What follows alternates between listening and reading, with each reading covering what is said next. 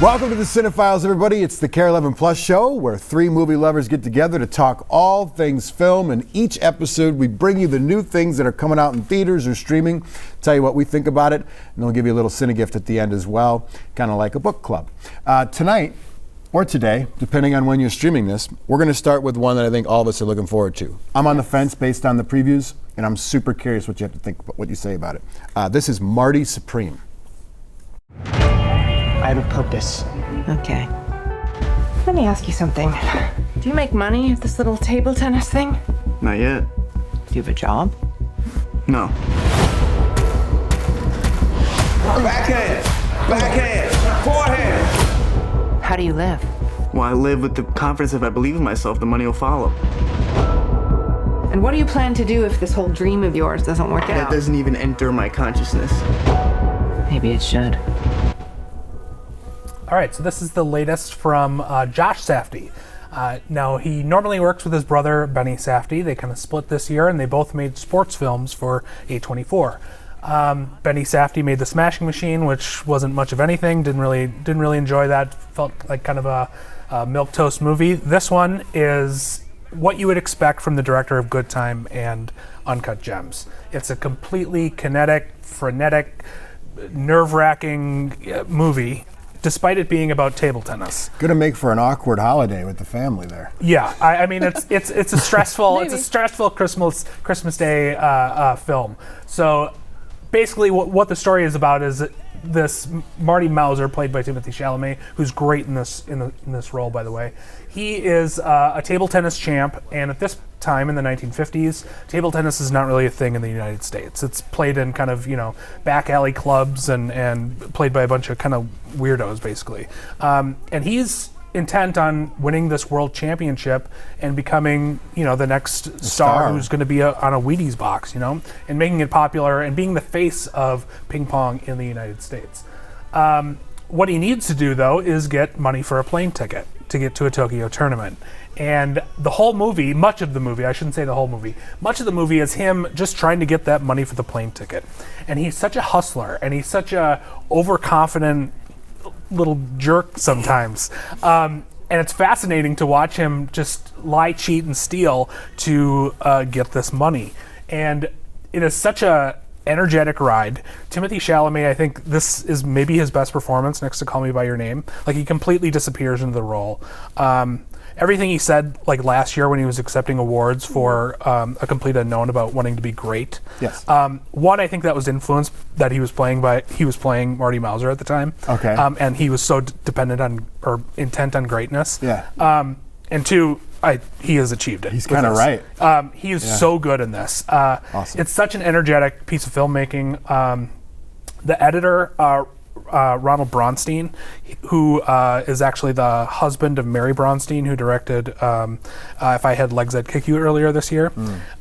He co-writes all of the Safdie brothers stuff, and I think he's the secret weapon here. Like, one, his writing is just exceptional, and the screenplay is just exceptional, and the editing is just so propulsive. Like, you can't help but just get wrapped up in everything. I was gripping my seat. I was squirming in my seat. I was laughing. I cried at the end. It's such a ride. This is one of the. I know, he cried. This is one of the best movies of the year. Absolutely. I was surprised he laughed. Yeah. Hey, now. Low blow. Low blow. 15-yard penalty. Replay first down. I just got excited by your review because we haven't seen it yet. Right. And I was looking forward to this thinking it was going to be a goofy ping pong movie. Yeah. But he don't play those kind of roles anymore. I don't think he only does. plays roles that are. Well, Wonka. You played Wonka. That's a pretty. That was a little bit. That was years ago. Okay. Yeah. So we'll give him that. Two. Guys, it was- this has nothing to do with the discussion we're having, but it popped in my head, and Do so it. I need to Do see it. Brian's reaction. Do it. On the Wicked press tour, Michelle Yeoh said that she played Madame Morrible, and if you flipped it around, it was Wicked Witch. And so the internet is doing a play on that, where Marty Mauser, Willy Wonka. Oh, sure. He doesn't care. Yeah. No, I get it. I was like, yeah. I want to see your reaction. Just, all right. It's fine. I'm the chronically online one. It's cool. Don't worry about it. If you flip the M and the W, is that what we're doing? MMWW. Yeah, Willy Wonka. Oh, okay. Nice footnote. I appreciate that. You're actually. welcome. That's how we roll. Anyway, So it looks like an amazing movie. And after Uncut Gems, I'll watch anything that those producers or that producer does Yeah. because you're right. It makes, you don't even know why, but you're gripping your seat and you're just going, what is happening to this human? So the fact that you explain it that way makes me really excited, and I'm sure it'll do very well now because it's going to be critically acclaimed because obviously you run the world. Right, absolutely. Yeah, it's A24, it's Christmas, it's Timothy Chalamet. Everybody loves Timmy. That whole thing is very set up for success. But I'm just saying, like, once you realize it's not some like Chalamet's holding it up and it's about ping pong and it's a bio story. No. When critics come out and say it's a super suspenseful movie that's much like Uncut Gems, that has not all that much to do about ping pong, has to do about a hustler played by a wonderful actor. Like, that's exciting to me, and I think it'll crush in the box office because of that. But it's also just like a great sports movie. It's kind of in this 80s movie mold where, and in fact, the soundtrack is all sort of 80s music, Nice. which, even though it's set in the 1950s. So I think it's kind of like commenting on how, you know, in the 1950s, America was growing and we're all, you know, determined to be successful. And you kind of got that again in the 80s with the whole Reagan era, you know, drive towards success. Well, it's also critiquing that because unbridled drive towards success is also pretty toxic. And that's kind of the ultimate commentary of this movie. So there's a lot going on in this movie, thematically, just cinematically, story-wise, that it's just the kind of movie that has so many layers that I love peeling away. Awesome. Well, thanks very much. Yeah. What'd you rate it, by the way? Don't miss it. Don't miss it. Yeah. High I'm marks. not surprised about that. High marks for Marty. Bernstein involved. Yeah. Cool. Moving on. Ella McKay. Aunt Helen, I have a ridiculously serious problem, and you're the only one I can tell. I'm about to add to your problems, Ella. Your father's here. Why? We haven't seen each other in how long? You don't know either? Eddie, you promised not to be yourself. I'm a different person now. I met an incredible woman. Oh! No. The way I've never in my life felt this way about any other woman. Jesus! Eddie! Oh, God, I wasn't counting your mother. She's in a completely different category. And let me just say that you are... So this is Ella McKay. It's the most recent film from James Brooks, who we haven't seen anything from in a while. It stars Emma Mackey, Jamie Lee Curtis, Woody Harrelson, Iowa Debris, Albert Brooks, Kumail Nanjiani, a bunch of wonderful actors. The story follows Ella McKay, who grew up in a not great situation, and she's a lieutenant governor, and now she has the opportunity to take the spotlight and be governor. And it's all about the trials and tribulations of her personal life. So here's the thing about this movie. Yes. So I liked it, but that's because I like garbage movies. However, I feel as though the idea is there. I think that there are two quotes that I wrote down. One is, Garbage movie, end quote. there is no opposite word for trauma, but hope comes close. And humans help humans. These are two lines from the movie that I'm like, this is supposed to be the heart of it. This is supposed to be what we're watching and what we're supposed to feel and everything, but it's like little snippets and little vignettes of a story that doesn't really go together. So there's narration to try to put it together, and it feels clunky. Kind of sounds like Love Actually.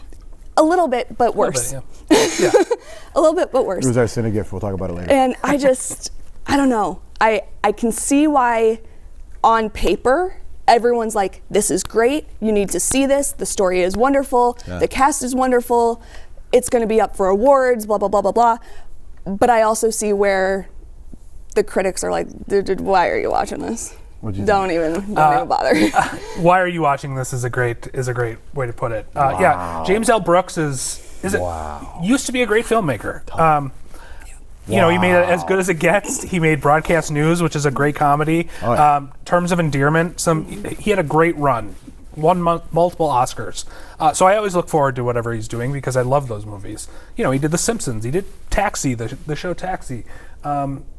Great stuff. But boy, this is just a nothing of a movie. Like, Emma Mackey, I'm not super familiar with her, but I think she was deeply miscast. I feel like if this were made in the '90s, it would have been a perfect Julia Roberts? star-making Meg Ryan type role that you need a lot of charisma for, and I don't think she just had that extra something that would have brought this character alive. Yeah, there's a lot of complexity to her character. Like there's comedy, there's drama, and it just doesn't feel like there's either coming from her. Yeah, and you never feel like you're on a journey with her. She's one way in one scene and another way in another scene, and they keep telling us that she's learning valuable lessons about idealism and trying to maintain her idealism and how to deal with her various family members who, Woody Harrelson is her dad, who's a serial adulterer, and she's got a brother who's agoraphobic, and he's got all kinds of issues. Her husband is huge. POS. Yeah, POS is exactly it.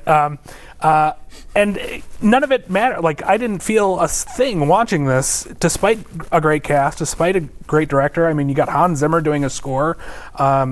Wow. An incredible cinematographer was making but none of it makes an impression at all. Why? There are a couple of scenes where I did laugh, but it was more like a huh. And that was it. It was just like, okay, that was funny, and now we're moving on. And I think that's the problem, is that because it feels like Love Actually, you said that it kind of, in my description, it reminds you of that. I think Love Actually has a through story. I thought Love Actually was great. And there's enough substance there for no matter which plot you're following, you know what's happening and why they're intertwined. Yeah. Yes. This one, you're like, why are we seeing her brother? This doesn't matter to the adult plot. Right. Like, there's stuff that I'm like, it's just so clunky. There's weeds in the garden. Yeah, and it takes place in 2008 at a time when they say, when we all got along or when we all liked each other or something. No, we it's didn't. like, It was in a recession. No, we didn't. Yeah, this was not. It was brutal. Yeah. That and just with politics today, I don't really want to watch a movie about politics, even if it does take place in 2008. Interesting. This is not a great time for that, and I'm just not interested in escaping through cinema into the world of politics when even that's if dominant. it's idealism. Not now, Right. yeah. Right. So do we have a rating that says I want my money back? Well, Is that what you're Skip. I would say just Yeah. skip it and don't even spend your money on it. I would say try it if you're looking to just kill some time. But why would jeez, you guys Because have absolutely I feel bad. abused this piece of art. I feel bad because I did enjoy it, but Why would it get awards? Critically, it's it's not It's there. it's not winning awards. Oh, I thought you said I it said should be. on paper. On paper, I see what I you could mean. see why people would be going get it. into it like, oh, this is perfect. Yeah. Like the third dream team. Yeah. And then they I mean, lost. everybody involved is top tier. Got it. And it just it's Doesn't work. one of those things that it just never came to life. And that's always on the director, right? It's just congested. No, I mean, it could just be, I think the lead was miscast. I think there's a series of bad wigs in this movie where it's just like, what's going on with the wigs in this movie? They're Interesting. terrible. I feel Details. like if I'm completely honest with myself and everyone, We expect that. this concept, this story, this character, perfect for television. I feel Yes. like the way that this movie is set out, that first chunk, couple episodes of TV. That second chunk, couple episodes of TV. And then you could actually flesh out the things that you didn't have time to flesh out in this hour 45-ish good movie. point. Yeah. It's a good point. Yeah. I think Brooks has been working on TV for so long that he just doesn't maybe or has forgotten to make how to make a film. The last few movies that he's made, a couple of movies I should say, How Do You Know and Spanglish, just I don't know, they didn't have that energy that his earlier movies had. Game Down the Mountain. Yep. All right, so Ella McKay, double skip it. And that's what it is. Coming up, it seems to be a lose-lose situation for what happens to Warner Brothers. We're going to talk about it next.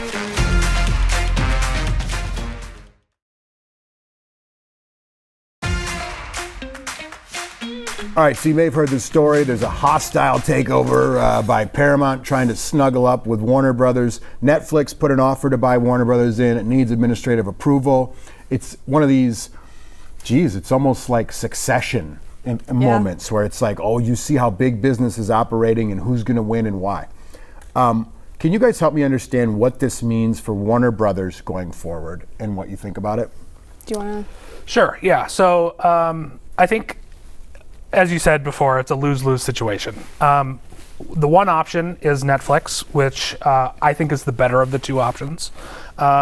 They could potentially reduce the streaming, theatrical to streaming window. They could deprioritize going to the cinema. They've talked about opening like Netflix-only theaters, and this could be like a gateway to that. Either way, I think a deprioritization of the cinematic experience is on the horizon if they win.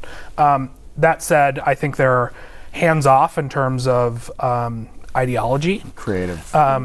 And I think that is definitely going to factor into the Paramount decision. They're run by, the Ellisons now, and they were, for a while, backed by Affinity Partners, which was Jared Kushner's Saudi Arabia / Middle East funded group. And they are, obviously going to kowtow to the Trump administration. So you would maybe not see a film like Sinners released, or you would maybe not see a movie like One Battle After Another or Mickey 17 that are clearly very political and have an opinion. That kind of thing maybe just would get either not made at at Warner Brothers in the future, or would just get shopped around and maybe never funded. I think Warner Brothers is great as is right now, and just leave it alone. David Zaslav, I think, is awful, generally. I think he is a businessman who does not care about art, and he just wants to make money. Again, whoever wins, we lose. This is a Alien versus Predator situation. Yeah, that's fair. I would agree with that. I think, here's the thing. On the one hand, Netflix, we're on a roll today.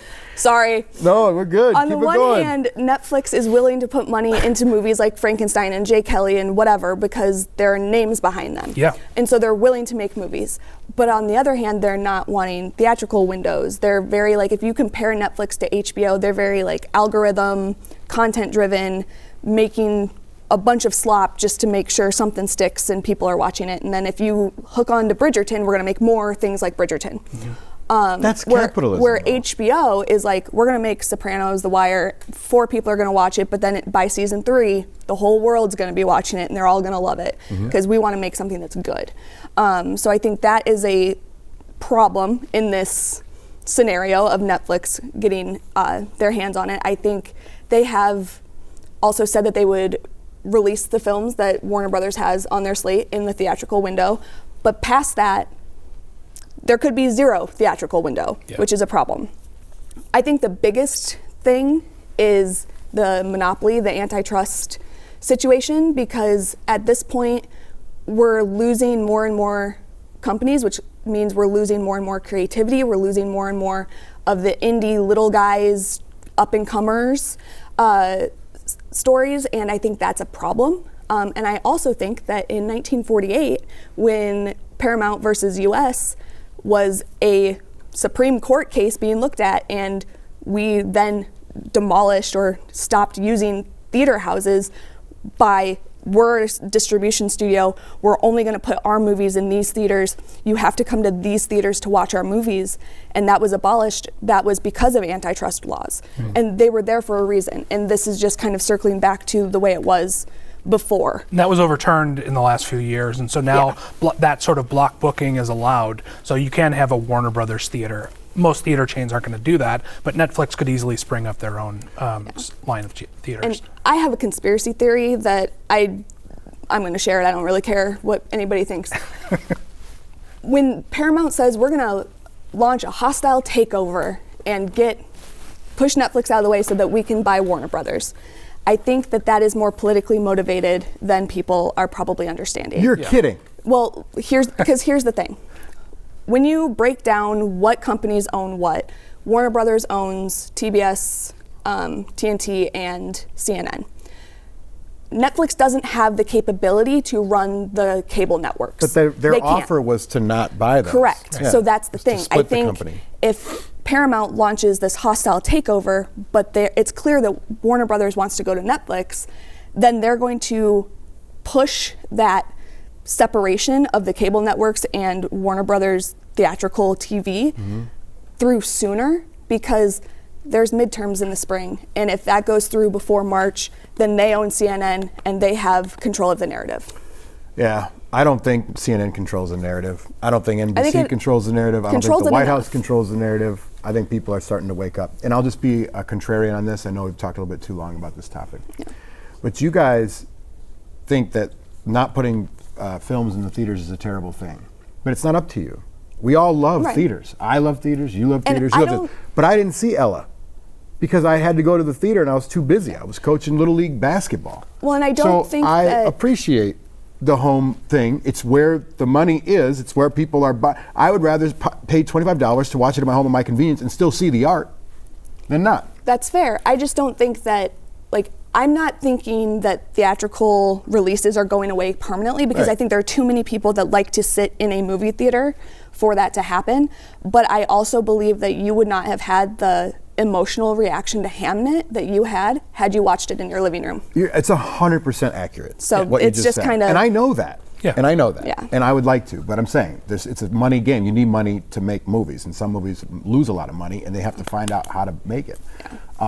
Things change, and they're going to Correct. change. Also, I do by the worry. way, if one political entity takes over an entire industry, it just leaves room for another option. It leaves room for an open market, and that's the swings of life. Absolutely. It's true. I'm an optimist about it. I don't really care that much, to be quite honest. But we I are. appreciate your guys' opinions on it. Yeah. We've got a lot of those, but we're going to leave it at that, I think. Syndicate coming up next.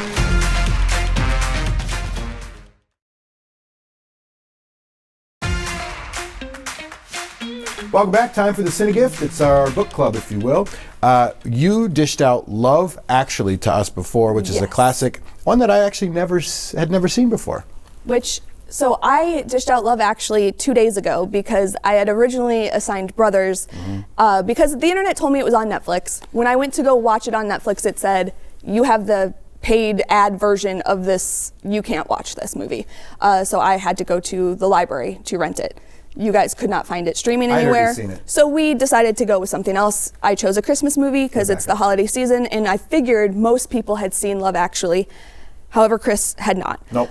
So Chris, let's hear what you had to what you thought. Oh, well, I actually thought it was amazing. And I'll tell you why.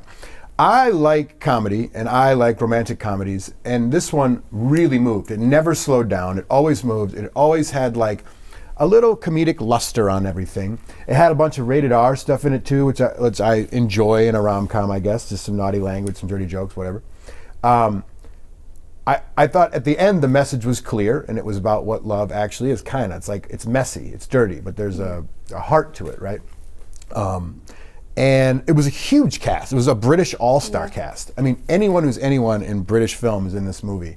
And I realized that it's the movie where when you go up to someone's house and you don't want them to hear anything, and you just have cards and you tell them a message. That's what SNL was parodying. That's what everybody was parodying. Now I made the connection. I'm a little late to the game. A little bit. I'm a fan. I liked it.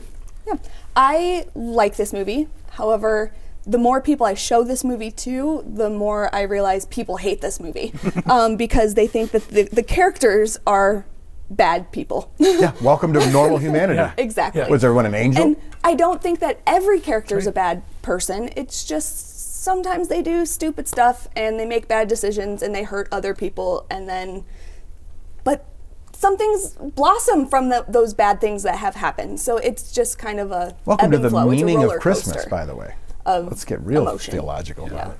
I mean, there are some stories that I like better than others. I love the Hugh Grant story. The whole Emma Thompson, Liam Good point. Neeson thing is great. The story about Andrew Lincoln with the signs, that's Creep City. The guy who goes to America looking for a girl? Creep No, City. with Well, the that's signs. Creep City Oh. too. Oh, the signs. The signs, yeah. That was weird. Yeah, I mean, It's weird. Who does that to their best friend's wife? That's Very insane. strange. Yes. That's friendship breaking material. But it right there. happens. I'm It happens. I'm sure it does. The And she Martin. kissed him. It's a bizarre thing to do. She kissed him. He's not entitled to a kiss. He shouldn't be. Some people can love two different people. People cheat on each other all the time. You push that stuff down and you move on with your life. You don't go engaging with people. That's funny. So the guy who goes to America, that was just kind of great. He was It was just kinda, weird. Total payoff in the end, though. Hey, Yeah. you went to Wisconsin. It's fine. Not only he did he go went to to Wisconsin, Wisconsin, he met three Yeah. beautiful ladies and had a night. And cheers to you, brother. Yeah. Good job. Whatever works. Make you know? a memory. The Colin Firth storyline, I like that one. Yeah, so I think it's hit or miss, and sometimes those stories bother me more than others. But yeah, I watch it maybe every other year.